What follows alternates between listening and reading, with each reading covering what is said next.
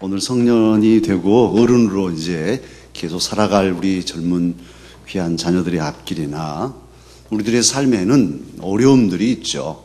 어지간한 어려움을 뚫고 전진하고 넘고 가는데 도저히 앞으로 나아갈 수 없는 앞이 꽉 막힌 상황이 또 있습니다.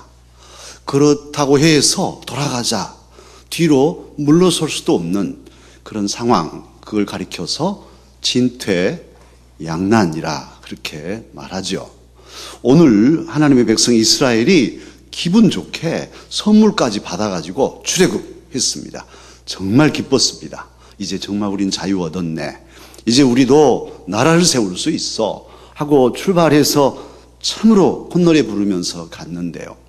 앞에 홍해 바다가 턱 가로막혔습니다. 어떻게 가? 홍해를, 바다를 어떻게 건넙니까? 얘들은 엄마 무서워, 바다가 무서워요. 처음 바다 본 녀석들이 이러지 않겠어요. 그런데 바다가 앞에 있어요. 돌아가면 되리. 그렇지 못합니다. 바로가 이스라엘 백성을 놔주고서 가만히 생각하니 이런 바보 먹통우리가 없어요. 그래서 병거를 소집합니다. 오늘 본문에 읽지는 않았는데 5절에 보면 5절, 6절, 7절 이렇게 보면은 그렇게 바로가 마음을 바꾸고 특별히 7절 다 함께 읽어보실까요? 다 같이 읽겠습니다.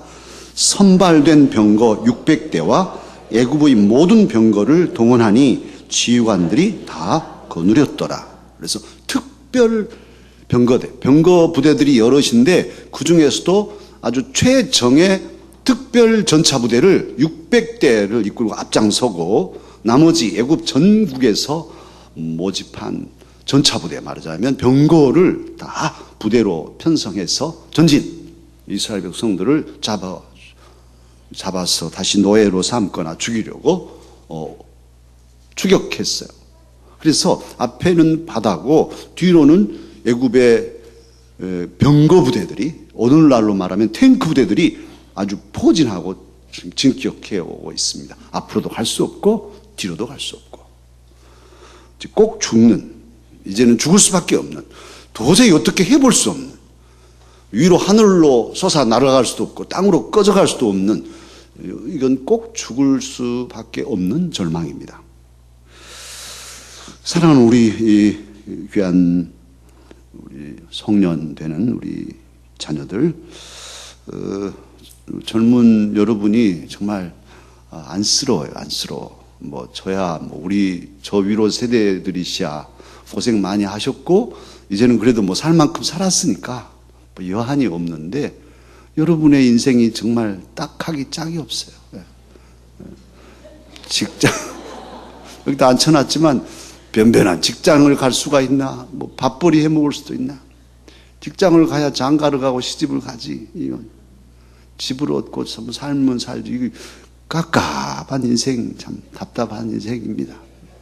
왜 태어났나? 이럴 수도 있고 갈까 말까 갈 수도 없고, 인생 안 살 수도 없고 살 수도 없고 이런 어려움이 어디 있겠어요? 그래도 오늘 성년의 날은 기분 좋게 하겠지만 이제 점점 뭔 말인지 알게 될 거예요. 이제 군대 갔다 오지, 학교 졸업하지, 갈 일은 없지, 해봐야 시급 6, 7천 원 알바하다 말지, 이렇게 돼 있어요. 뻔하게 보입니다. 그런 이런 진퇴양난에서 절망할 수밖에 없는데 우리는 그리스도인으로서, 하나님을 믿는 사람으로서 어떻게 이 인생을 개척해 갈까요? 이 진퇴양난을 어떻게 이겨낼 수 있을까? 이겨낼 수 있는 방법은 있을까요? 근데 오늘 하나님의 말씀은 그 비결을 가르쳐주고 있어요. 오늘 본문에 보면 진퇴양난에 빠진 이스라엘 사람들 갈등합니다. 혼란이 왔어요. 하나님 믿고 믿습니다 하고 나왔거든요. 기적을 10가지나 봤어요. 아이고 하나님 살아계시네, 틀림없네, 우리 민족 살려주시네. 애굽 사람들 싸다 싸, 쌤통이다. 장자들 다 죽고 강아지 새끼도 제일 먼저 낳은 건 다 죽고, 그렇지 우리들 안 내주다가 너희들 죽어 하고 나왔거든요. 그런데 턱 가로막혔어요. 턱. 그래서 오늘 이들이 보여주는 혼란된 모습, 10절 하반절에 보면 이스라엘 자손이 심히 어찌합니까? 10절 하반절에 보면 이스라엘 자손이 심히 두려워. 이제 죽었네. 이제 우리가 죽을 차례네. 이제 정말 두려워서 뭘 했냐? 여호와께 뭐 합니까? 부르짖습니다. 하나님 살려주세요. 하나님밖에 없어요. 여호와께 아주 열심으로 두려워서 부르짖었는데요. 부르짖고 바로 그 다음 11절 뭐 하냐면 모세에게 갑니다. 기껏 기도해놓고 가서 모세한테 따집니다. 뭐라고 하냐면 애굽에 내 시신 묻을 자리가 없어서 당신 우리를 이끌어가지고 이 광야에다 파묻히게 만드냐? 하고 따집니다.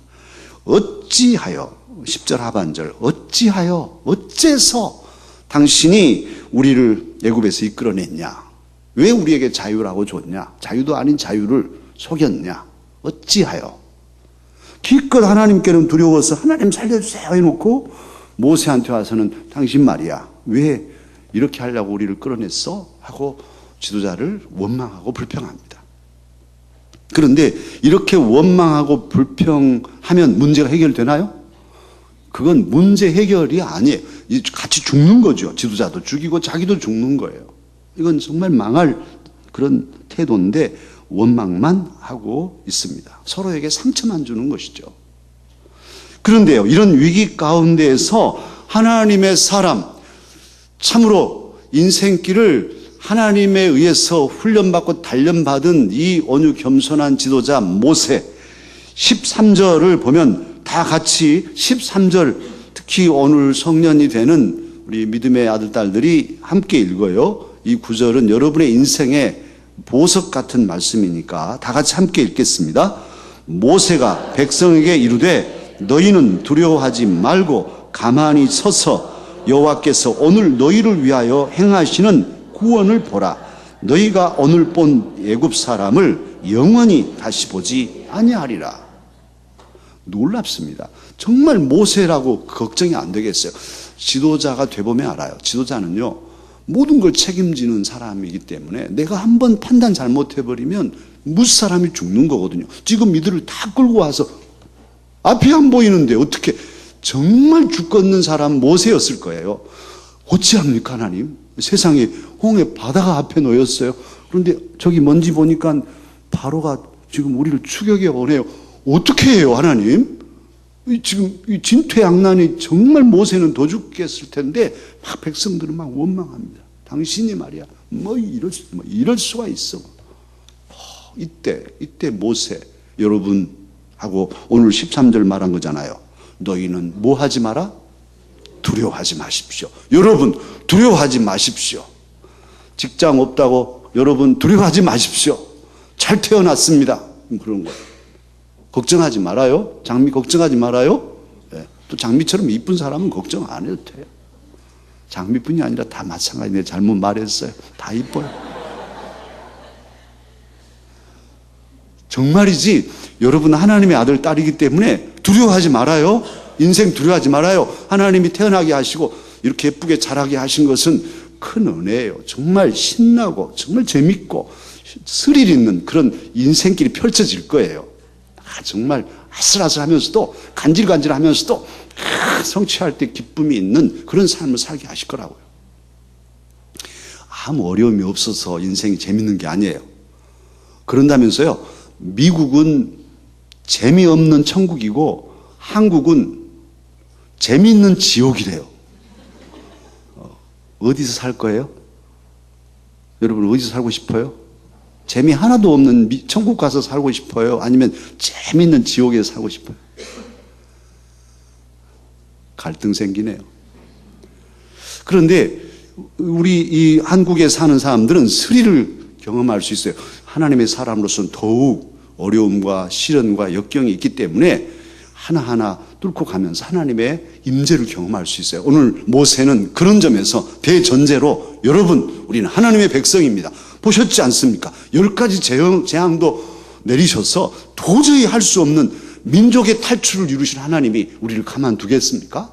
두려워하지 마십시오. 방법은 모릅니다. 어떻게 할지 모르지만 하나님이 하실 겁니다. 지금 그런 거잖아요. 여러분 전제가 그래요. 두려워하지 마라. 따라서 합시다. 두려워하지 마십시다. 두려워하지 않겠습니다. 이게 하나님께서 우리에게 주신, 특별히 우리 귀한 자녀들에게 오늘 성년의 날에 주신 하나님 말씀이에요. 두려워하지 마라. 그리고는 뭐라고 말씀하시냐면 가만히 있으라는 거예요. 아니, 세상에 가만히 서서 여호와께서 오늘 너희를 위하여 행하시는 구원을 보라. 너는 가만히 있고 하나님이 하실 테니까 그것을 지켜보라는 거예요. 서서 믿음의 자리에 단단히 서가지고 딱 앞이 막히고 뒤에는 정말 공격해 오는 이 위기 상황에서 하나님이 어떻게 하나님의 사람이 나를 이끌어 가시는지 지켜보라는 거예요. 서서 보라. 이건 참 보통 말씀이 아니에요. 킹제임스 버전으로 보면요, 14절이 더욱 그런데 14절을 킹제임스 버전은 그렇게 말하고 있어요. 하나님께서 너를 위해서 싸울 것이니 너는 너의 평화, 평화를 잘 가지고 평화를 유지하고 있어라. 막 두렵고 막 흥분되고 막 염려되고 그런데 고요히 평화를 유지해라. 하나님이 싸우실 것이다. 그런 거예요. 14절은 그렇게 말씀하고 있어요. 여호와께서, 14절도 같이 읽을까요? 여호와께서 너희를 위하여 싸우시리니 너희는 가만히 있을지. 이 가만히 있는다는 게 꼼짝 말고 덜덜덜 떨고 있으라는 게 아니라 평화롭게 다 마음의 평정심을 유지하고 염려하지 말고 이렇게 평안하게 있으라. 이건 도통한 사람들이 할 일인데 하나님은 그렇게 말씀하셔요. 우리가 이 결과를 잘 알죠. 그 당시 지금 사람들도 마찬가지지만 그런 상황에서 바다가 열릴 일이라고는, 바다로 사람들을 끌고 건너게 하시리라고는 누구도 생각할 수 없어요. 그리고 그런 민족이 세상에 없어요. 그런데 하나님께서는 바다를 열어버리시잖아요. 누구도 상상할 수 없는 기가 막힌 방법으로 민족을 이끌어 가신 하나님. 할렐루야. 늘 감격스러워요. 저와 여러분이 믿고 의지하는 하나님 여호와는 홍해를 가르신 하나님이셔요. 오늘 성년이 된 우리 귀한 자녀들, 하나님, 여러분의 하나님은 홍해 바다를 확 가르신, 열어서 민족으로 건너게 하신 그런 하나님이셔요. 세상에 그런 하나님이 어디 있어요? 그러나 우리 하나님은 바로 그런 하나님이십니다. 이 하나님만 신뢰한다면 세상이 무엇이 두렵겠어요? 어떤 진퇴양난의 상황이 우리를 절망케 할 수 있겠어요? 그 어떤 상황도 홍해를 가르신 하나님을 나는 믿습니다 생각할 때 두려움이 없고 마음의 평정심을 지켜낼 수 있겠죠. 하나님은 한순간에 길을 여십니다. 진짜로 막막한데도 막 불안하고 그런데 고요히 지켜서 마음의 평화를 지키고 하나님이 역사하신 걸 바라보라 할 때 그 한밤에 바로 쪽은 구름 기둥을 내리셔서 앞으로 못 진격하게 하시고 홍해는 바람을, 동풍을 불어가지고 밤새껏 바람을 불어서 바닷물을 한 곳으로 몰게 하시고 그 뻘바다를 다 마르게 하셔가지고 단단한 아스팔트처럼 해가지고 출발! 해가지고 새벽에 출발해요. 그래서 다 건너잖아요. 건너고 났더니 홍해 바다 다 합쳐지고 아침에 떠오를 때 미리암 소고치면서 온 민족이 그 홍해 바닷가에서 찬양하는 게 15장의 찬양이죠. 사랑하는 우리 이 성년에 임하는 우리 자녀들과 우리 강사역들, 우리 모두 이 성령 강림절에 성년식을 하면서 우리 기억하십시다. 정말 진퇴양난에 빠질 때에도 우리는 두려워하지 마십시다. 하나님 홍해를 가르신 그분이 저와 여러분의 사랑의 아버지심을 확신하고 두려움 없이 전진하십시다. 이 고요함, 마음의 평정, 기다림. 여러분은 지금 그런 시간이에요. 기다려야 할 때가 있거든요. 취업도 안 되고 또 뭐 했는데 떨어지고 뭐 2번, 3번 떨어지고 이게 뭔 일일까? 내 인생 종치나? 이런 불안함 뭐 선배들도 하시겠죠. 그런데 염려하지 말아요.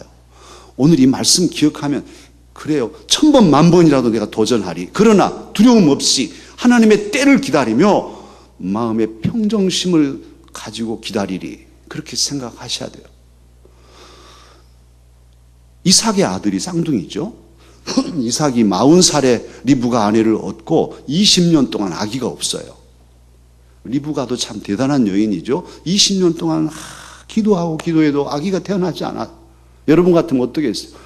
40살에 결혼한 노총각이 60살이 되어서 회갑잔치 하는데 쌍둥이를 낳네요. 아이고 참, 회갑잔치 한 할아버지가 그 손자입니까? 내 아들이에요. 이렇게 둘을 낳았어요. 둘을. 얼마나 감사합니까? 그런데 그 쌍둥이 아들 중에 동생이 야곱인데 형은 익숙한 사냥꾼이어서 들사람처럼 막 화살 쏘고 막 사슴 잡아가지고 아버지 고기 해드리고, 고기 잡수시기 좋아서 이삭은 고기 맛들어가지고 예서를 좋아했다. 그래서 성경에 써져 있어요. 고기 좋아하다가 큰아들을 좋아하고. 그런데 이 야곱은 어떤 사람이라고 성경에 나와 있냐면 조용한 사람이에요. 야곱은 조용한 사람이어서 장막에 있었다는 거예요. 40살 먹을 때까지 그렇게 조용한 사람으로 야곱은 자랍니다. 그런데 그 조용하다는 그 히브리어 원어가 뭐냐면 탐이라는 단어인데, 그 조용하다는 탐이라는 단어를 달리 해석하면 여러 의미들을 갖고 있는데, 건전한, 건강한 또는 경건한, 완전한 그런 의미들이 있어요.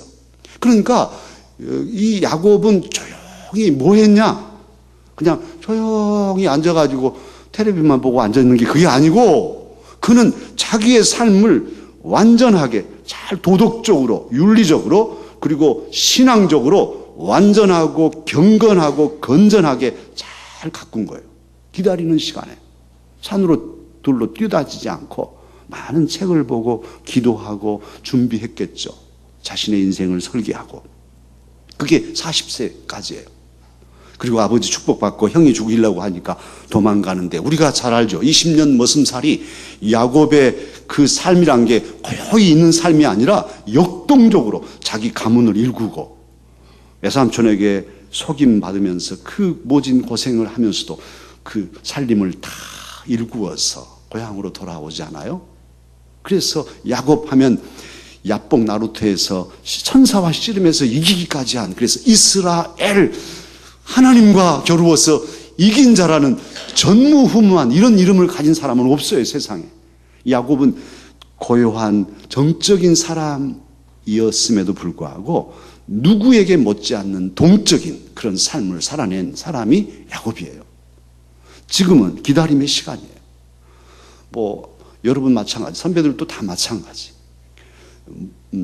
모든 게 다 멈춰서 저 사람 참, 저 녀석 참 우리 청년 좋기는 한없이 좋은데 사람 언제나 제 구실을 할까?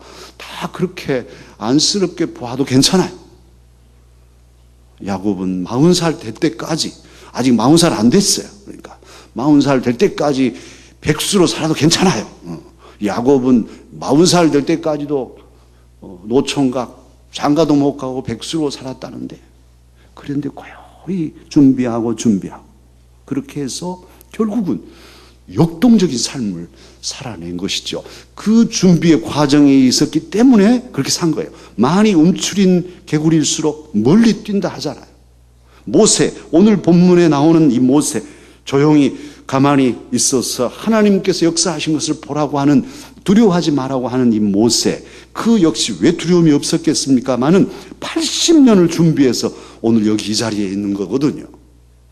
그 모세는 15장, 이 출애굽기 15장 2절에서 그렇게 노래합니다. 모세의 노래가 거기 기록되어 있는데 제가 읽을게요. 2절을 읽겠습니다.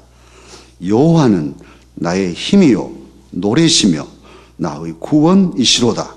그는 나의 하나님이시니 내가 그를 찬송할 것이요 내 아버지의 하나님이시니 내가 그를 높이리로다. 승리의 노래입니다. 우리 모든 오늘 성년식에 임하는 우리 자녀들과 우리 청년들 정말 승리의 노래를 부를 날이 오게 하여 주실 것입니다. 이제 그 하나님을 생각하면서 함께 하나님은 우리의 피난처가 되시며 함께 찬양하십시오.